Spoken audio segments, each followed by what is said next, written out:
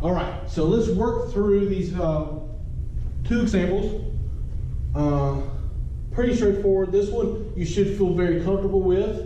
These rules are not too crazy. And from here on out, I'm not going to write this stuff out. I'm not going to sit here and break it down like I did on the first one, okay?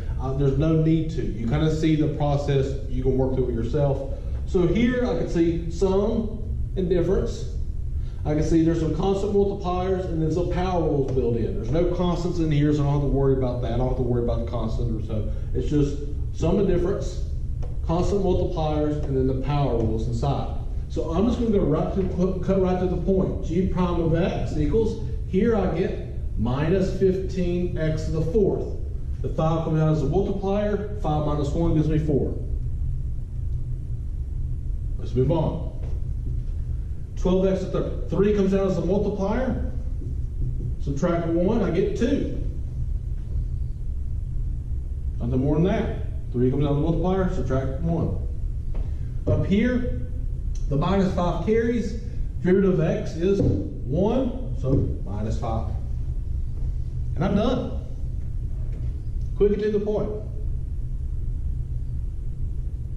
Now we can't check this one. I would never make you check one like this using the H definition, because that fifth power there would be pretty. Well, I did that. I did that one for the extra credit, but that was extra credit, okay. But here I would never put this like on a test or anything like that. That's just really, that would be awful to sit there and have to go on a test, okay. All right, not too bad. Now let's go over here. Wait a minute, what did I do with this? Okay, so whenever I see roots or these rational exponents, okay, the first thing you need to do is rewrite it as a number. Rewrite it as a numerical exponent. If you try to do it without it, you can do it without it, but sometimes people struggle, okay? So let's rewrite it real quick. Rewrite it. 5x squared minus, I'm gonna write this as x to my 1/2 power. We know that square root is the 1/2 power, cube root 1/3, and so forth, okay? So when I do the derivative here, let's see what happens. If I take the derivative, h prime of x, this here, 5x squared, not too bad, 10x. And then here, the negative carries because of the difference rule. So here, the half comes down, 1/2 times x to the, and I'm going to write this one out, 1/2 minus 1, right? That's power rule, okay? And this says it's in the end and it works for anything, so that's not too bad, okay? And if we do that, let's see, we get h prime of x equals 10x minus 1/2 x to the minus 1/2.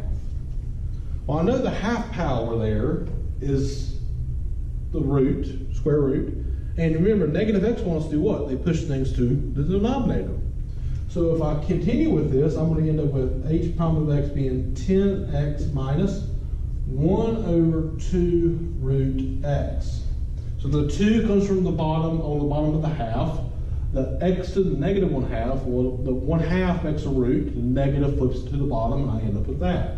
And then from there, we need to rationalize that. Again, like we saw in the example I did in class, rationalizing that does need to happen. And so we end up with root x over 2x there. Multiply by square root of x over square root of x, and we got it. Okay. I think these 4 rules here, these 4 rules are pretty straightforward. They're not too difficult to see in action. They're not too difficult to prove using limits. Okay, pretty easy to see. Now.